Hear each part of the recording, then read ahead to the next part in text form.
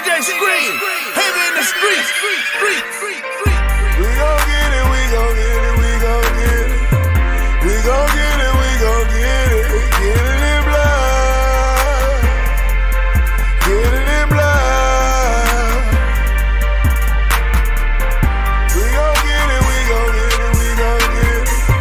We gon' get it, we gon' get it. Get it in blood. Get it in blood. Hood rich. Get it out the mud.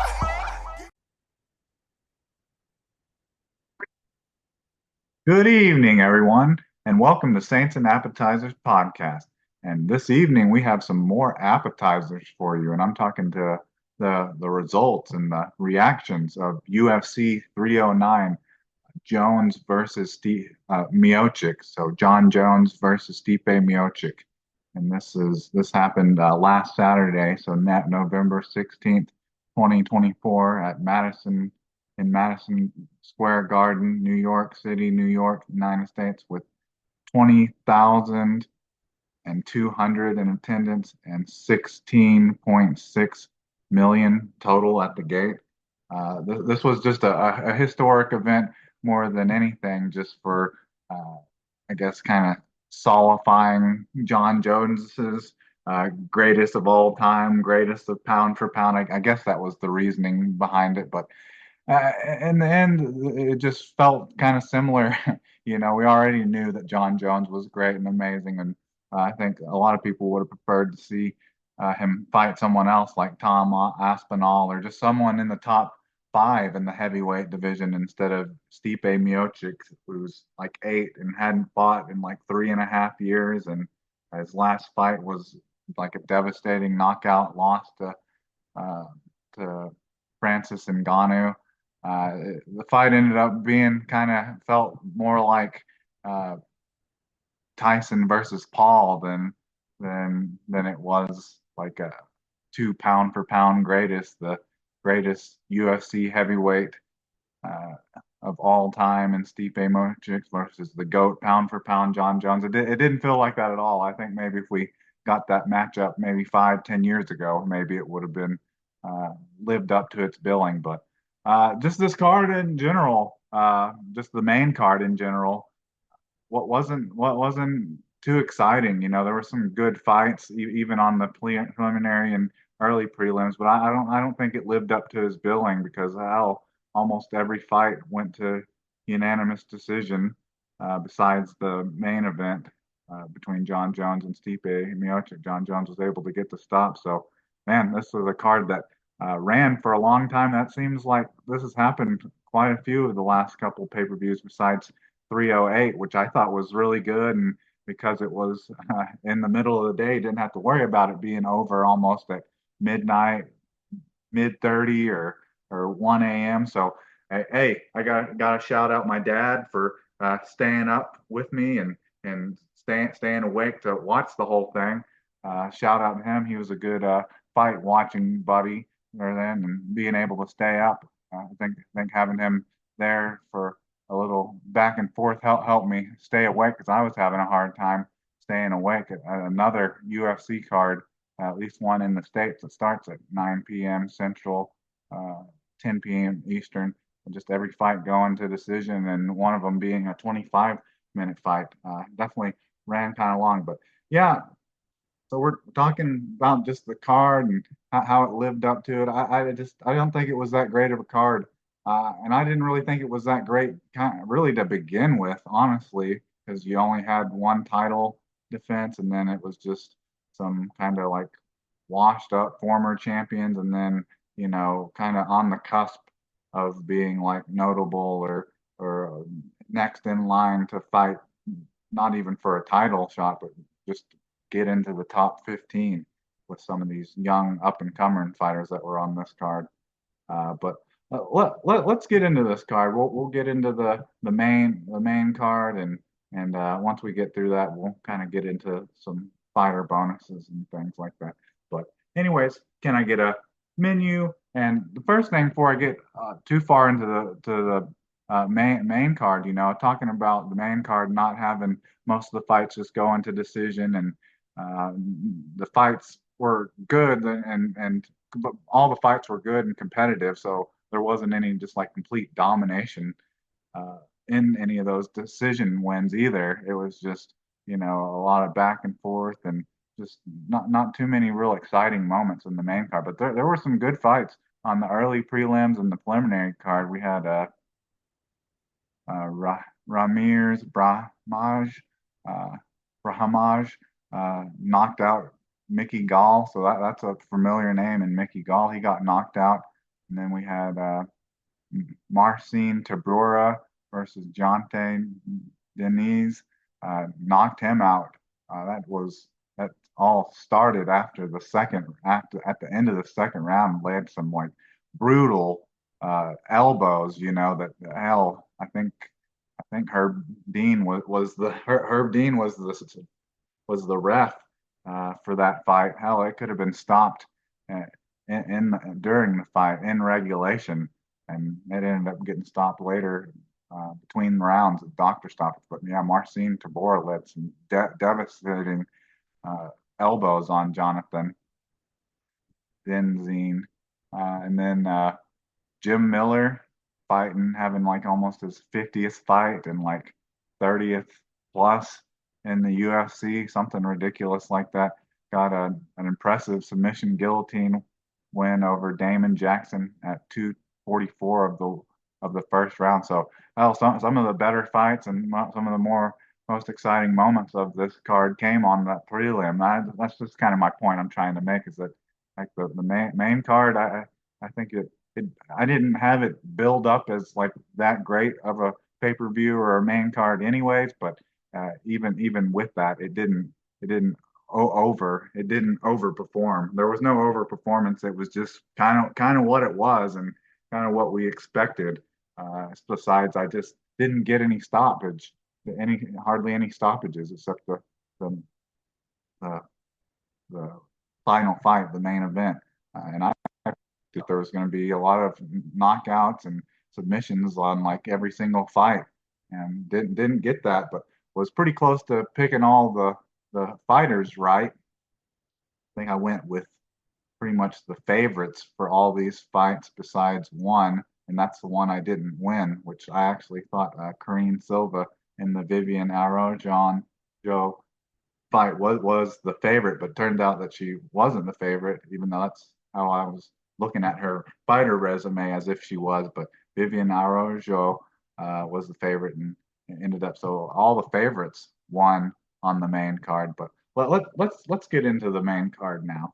The first bout on the card was a catchweight bout between which was at 166.2, Mauricio Ruffy versus James On Top. And it went unanimous decision, 29, 28, 29, 28, 29, 28. And that was all 5 rounds, so 15-minute fight, all 3 rounds. And I originally picked this to be like another impressive knockout TKO win for Mauricio Ruffy because he's had 10 wins in his career, and all 10 wins leading up to this fight had come by TKO or knockout. So I thought he was going to build on that and had like a fight winning streak, or was 5-0 in the UFC coming into this fight. So then you had James Allentop, who at least his record hadn't shown that he had been quite as dominant, but was also a striker. So you had two strikers going up against each other, with one of them showing a little bit of an advantage in the explosiveness and the knockout and the finishing skill, but it didn't play out like that. I picked Mauricio Ruffy to get the win by TKO or knockout, but James On Top showed that he was very tough, even though Mauricio Ruffy, this was pretty much just a kickboxing striking fight. There was hardly any grappling or takedowns or anything like that. It was just pretty much strictly striking. And Mauricio Ruffy, he dropped James On Top like twice in this fight, and had him rocked multiple times in this fight, but just never could get him out of there. So kind of have to applaud James On Top for being able to make it the whole 3 minute the whole 3 rounds, not getting stopped. So if nothing else, James on top was definitely tough to be able to take and be able to handle some of the devastating shots and the knockout ability that Mauricio Ruffy had displayed coming into this fight. But James on top, he was tough, But it just seemed like Mauricio Ruffy was just a step ahead of on top and had more power and explosive and just his every single shot really just had a little more behind it. And I think like that was just enough for Mauricio Ruffy to win this fight. But what didn't come in as impressive fashion as I was possibly expecting it to be. So in the first bout of the main card, you had a catchweight bout between of 166.2 against Mauricio Ruffy versus Alan Top. It went decision 29-28, 29-28, 29-28. All three all all three of the 5 minute rounds. And I picked Ruffy to win this by knockout, but uh, uh, on top showed that he was tough and was able to get through the whole thing. So one and zero on picks, but 0-1 on method prediction exactly of how fight would end. All right. Now then, on to women's flyweight bout between Vivian Araujo versus Karine Silva. That ended up being a decision. Uh, yeah, a decision by unanimous. Yeah, unanimous decision. 29-28, 29-28, 29-28, and that's all three of the 5 minute rounds. And that's Vivian Araujo, who I actually, in this fight, I originally predicted that I thought Karine Silva was going to win this fight uh, by submission. Add her ninth submission to her. Also has 10 knockouts in this fight, but it didn't go like that. There were moments in the fight where it seemed like Karine Silva maybe came close to getting Vivian Araujo uh, in a like a front choke or like a Darce choke. I think that was in the first round, or no, that was in the second round, and I was like really cheering because I thought I was going to get the pick and the prediction right. But Vivian Araujo was able to outlast that submission attempt, and the majority of the fight was standing, and she just had better striking throughout the pretty much the whole fight. And being that she was I think the higher rated fighter, and she was the favorite coming into this, I still just looking at the resume, I thought Karine Silva, just because of having as many knockouts and finishes for a women's flyweight, I thought she may be able to carry that over in this fight and get a stoppage. But I picked so in this flyweight bout between Vivian Araujo versus Karine Silva, I picked Karine Silva to win by submission, but she ended up losing a pretty close decision, 29-28, 29-28, 29-28. They probably gave Karine Silva the second round because she came close to getting like a front choke or like a Darce choke, and it looked pretty tight there for a moment, but then she just kind of got outlasted and outstriked. With Vivian Araujo definitely showed she was the better striker through the majority of the fight. All right, now then the middleweight bout between Bo Nichols versus Paul Craig that ended up going decision 30-27, 30-27, 30-27, and that went 3 rounds, all three of the 5 minute rounds. So that went decision as well. And so I picked Bo Nichols to win this, and I thought for sure that he was going to try his wrestling, try his hand at wrestling with Paul Craig, and just do what he does. But there was not a single shot attempt or a takedown attempt in this entire fight. This was the weirdest and most confusing fight on the night.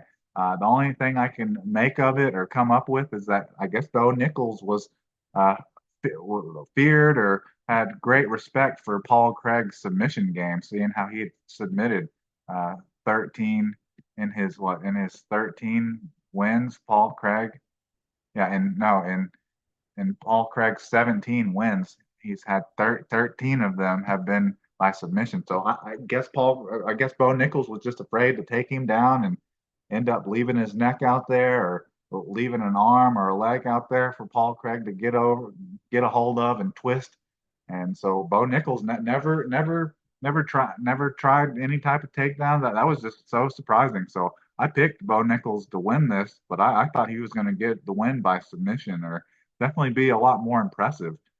You didn't really get to see what he does best, because I think he definitely respected and maybe even feared Paul Craig's submission game. So we never saw anything like that. That was pretty much just a boxing, kickboxing fight. And I think what edged it out for Bo Nichols in this is that he just had more power, more explosiveness, and landed the harder and the more significant strikes than Paul Craig. Even though Paul Craig was in this fight the whole fight, I'm surprised like Paul Craig didn't win any of those rounds. I didn't think that was that impressive of a win by Bo Nichols, even though he won it unanimous decision 30-27. But he never really had too many combinations. He was definitely seems kind of a similar fighter, but bigger weight class to kind of Michael Chandler. Had a great wrestler that has explosive one punch knockouts, and throws a lot of haymakers and overhand rights, but landed a couple of them, but was never able to knock Paul Craig down, or really hurt him, or never got him hurt off of any of those strikes to where he could get a hold of his neck or anything. That never came close to any submissions or any takedowns in the fight. So that was like one of the oddest fights. So I picked Bo Nichols to win, but I thought he was going to win by submission, or definitely have more of an impressive performance on the ground. But must have been afraid of getting his own neck choked or his own arm broken off by Paul Craig, who does have a very impressive resume of submission victories with 13 coming into that fight. All right, now then, on to a lightweight bout this is the co-main event, which is Charles Oliveira versus Michael Chandler. And even though it's not listed in some places that this was a lightweight title eliminator bout, it was. And Charles Oliveira defeated Michael Chandler by decision, unanimous, 49, 46, 49, 46, and 49, 45. So one of the judges must have had one of these rounds for Charles Oliveira, must have had one of them 10-8, which I never thought. I don't think, even though the majority of this fight Charles Oliveira had Michael Chandler's back, I don't think he ever caused that much damage or was that close to getting him out of the fight. So basically, the fight was kind of like the first round of the first fight, or it's just kind of a continuation of the first fight, where he was able to get Chandler's back. And even at the end of the round, at the end of the fifth round, Michael Chandler was like standing up with Charles Oliveira on his back and like slamming him down, and standing back up and slamming him down, which was just crazy that late in the fight that Chandler was doing that. But yeah, pretty much the entire fight, Charles Oliveira had Michael Chandler's back. And I picked Charles Oliveira to win, and I picked him to win by submission. I thought he was finally, with five rounds to do it, and coming into this not rocked or anything, I thought he was gonna get the rear naked choke, which is that what I specifically thought he was gonna finish him with. But another fighter, you gotta applaud Michael Chandler's submission defense against the rear naked chokes. And even though Charles Oliveira pretty much coasted to a win here, most of it being on Michael Chandler's back. Hell, Michael Chandler, I think, what was the of the two fighters, was the closest to coming away with a stoppage in this fight, because he had Charles Oliveira rocked pretty good. I think I was in the fifth round, and he was laying a bunch of ground and pound on him. And I don't know, it felt like if he'd have just kept laying the ground and pound and throwing 12 to 6 elbows on him that the ref would have stopped it. It looked like it was very close to being stopped. But Michael Chandler just wasn't able to do enough to get get get Charles Oliveira out of there after being literally piggybacked like the entire fight by Charles Oliveira trying to get get that rear naked choke. But that was an exciting fight. I think that ended up being the fight of the night. It was definitely the best fight that went to decision on the main card. So that was exciting. You had Michael Chandler talking. The way he sounded after the fight, he acted as if he won or something. But I think he was just trying to build that up build that up to try to get his money fight with Conor McGregor, which will probably never happen. But hell, uh, towards the end of the fifth round, where it looked like Charles Oliveira was about to, or no, Michael Chandler was about to get the stoppage. Hell, I was thinking, hell, already had uh, 7 rounds of this fight. If you include the first fight they had that went 2 rounds, so I was thinking, man, we need it. I would have been good with that fight going 6 rounds, having an eighth round of that fight because that's exciting. That's definitely a good matchup between Charles Oliveira and Michael Chandler. And the way Michael Chandler came out early in the fight, looking all like really composed and being precise with his striking.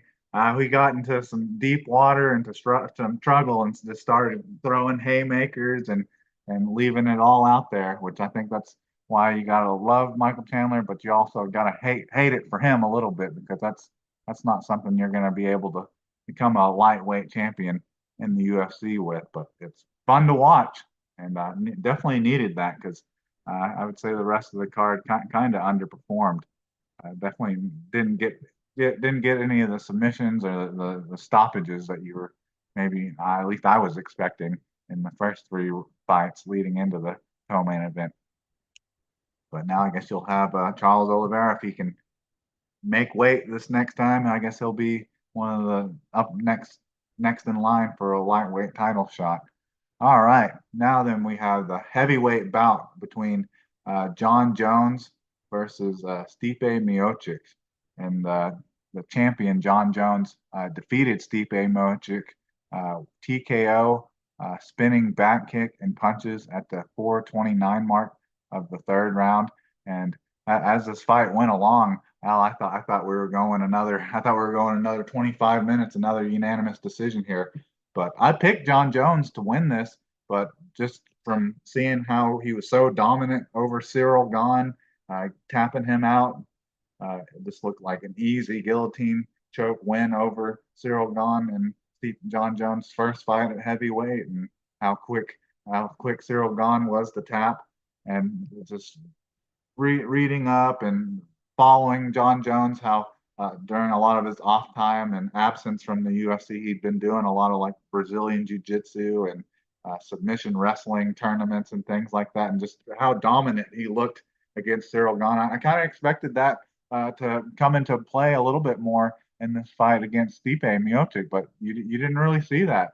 John Jones never really went for any takedowns, and he just looked not just one, but 2 or 3 steps faster and ahead of Stipe Miocic in the striking game. And I don't think Stipe Miocic maybe landed maybe like 3 or 4 shots. And besides that, John Jones was not afraid to stand and fight with and stand and strike with him at all. And Stipe, he just looked like old. He basically looked like Mike Tyson in the Logan Paul and in the Paul fight. That's pretty much what it looked like. It definitely, Stipe Miocic definitely looked like a 42-year-old fighter that hadn't fought in 3.5 years, and that's how it ended up ending. Ended with a brutal. It was a pretty brutal shot in the third round with a spinning back kick, like the the heel, uh, yeah, the heel of John Jones's foot spun around and hit Stipe Miocic like right in the ribs, and then he just dropped like a sack of potatoes, and John Jones was able to finish him off with with ground and pound. But yeah, so that was the only fight that I guess I got kind of close to getting the pick and the prediction right. At least I predicted a finish, but I thought John Jones was going to get maybe another stoppage, a submission stoppage, not TKO.